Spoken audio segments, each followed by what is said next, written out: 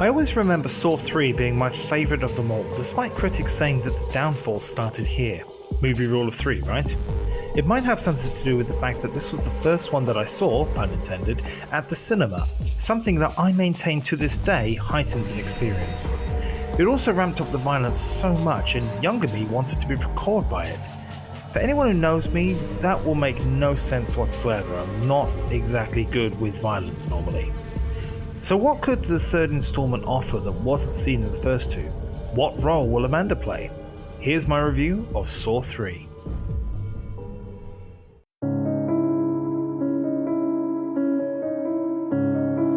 Eric is trapped in the bathroom where Amanda left him in the last film. He too realises that in order to get free, he has to cut his foot off, but when he can't do it, and honestly who could, he comes up with an alternative way out. He breaks his foot and slips the shackle off. On another crime scene, Kerry reveals that she's been having visions and nightmares of Eric. She also notes that the chain trap crime scene they're investigating couldn't have been one. It doesn't follow Jigsaw's pattern. While studying the tape at home, Kerry is kidnapped and wakes up in her own trap, which she seemingly succeeds at, but like the chain trap, it's unwinnable. Just before another gruesome death, she sees Amanda as Jigsaw's assistant. Meet Dr. Lynn Denlon, a doctor who seems to be drifting unemotionally through life. She's an excellent doctor, but the first we see of her is leaving a room after being told by the man she's with that he wants a divorce. Anyway, she gets kidnapped and tasked with just one job: keep Jigsaw/John alive. If his heart rate stops, the collar around her neck will kill her. John is in very poor health and Amanda is very close to him at this point. The two state that John must stay alive while one more test subject goes through his tests. That subject is Jeff, who's chosen because of his want for vengeance after his son was killed by a drunk driver who then got away with a very light sentence. Jeff is obsessed by the idea of killing his son's killer, to the point where he even seems to be neglecting his own daughter. Along the way, he gets the chance to save and forgive the witness who never came forward, the judge who gave the sentence, and finally, the man who drove the car. He tries to save them all, but in the end, all three die, and that basically sums up Jeff's story right up until the end. Amanda acts tough and protective of John, but when his life comes close to ending at several points, including what can only be described as brain surgery using power tools, she falls apart, leaving Lynn to do everything. John acts like a father figure, scolding Amanda when she's too harsh and building her up when she needs it. We also see through a series of flashbacks how Amanda became the apprentice, including setting up the main game of the first movie, during which we discover that Amanda went back to the room afterwards and suffocated Adam. During the surgery, John hallucinates a woman and says, "I love you" to Dr. Denlon, which sets Amanda off in a jealous rage. After Jeff completes his final task, Amanda refuses to let Lynn go. This comes shortly after she finds an envelope with her name on, to which he reacts badly, but we won't find out why in this movie. Amanda reveals that even though Eric escaped the bathroom, that she then killed him. John retorts that Eric is still alive and that by killing Lynn, her life is in her hands. Amanda at this point, an emotional wreck, shoots Lynn just as Jeff enters the room. Jeff then shoots Amanda, revealing that he and Lynn are husband and wife.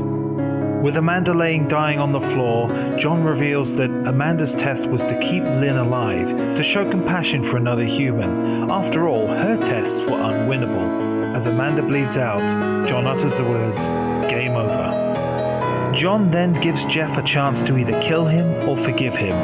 Jeff, not knowing about the stipulations, kills John, who plays a tape message stating that he is the only person that knows where Jeff's daughter is, and she only has a limited amount of air. The collar explodes on Lynn's neck, and the doors lock, sealing Jeff inside. Holy sh**! Did Saw 3 turn up the volume to 11? The traps here are so visceral and stomach-churning that even now I cringe watching. It's hard to see traps such as the rack or the chain trap right at the beginning without feeling queasy. The problem here is I think that the story suffers as a result. Like Saw 2, this film is split into two parts after the opening scenes, but unlike the previous film, Jeff's ordeal is very simple. He needs to move on past the death of his son by going through these tests. Now the emotional impact is there certainly, and it's well portrayed as he goes through inner turmoil throughout, but there's not much complexity to his character. Also, I hope I never get to be in Jeff's position, but why is he neglecting his daughter? Yeah, so is Lynn for that matter. They're so self-obsessed with what's going on in their lives that she's left out. Even the film seems to neglect her. I had to look up that her name was Corbett. The Lynn, Amanda, John story is much more interesting, especially seeing Amanda get so desperate and jealous over the attention she thinks John is giving Lynn. John is testing Amanda, yes, but is part of that to make her jealous, or is it just in Amanda's head? The depth is there between those two, but no one else. The opening aftermath leading to Kerry's death is a nice setup, but it's dropped straight afterwards. It's just enough to pique your interest, but not enough to get you invested. The twist is one you should really see coming, and in retrospect it's really obvious, but first-time viewers may, like me, miss it and jump to conclusions. It's a head-slapper basically, one where if you're not awed by it, you think yourself thick for not spotting it. Overall, Saw 3 is more gory than story, something I didn't realise until this review. It has its moments and the traps are very memorable, but ultimately it's not as deep or meaningful as I thought it was.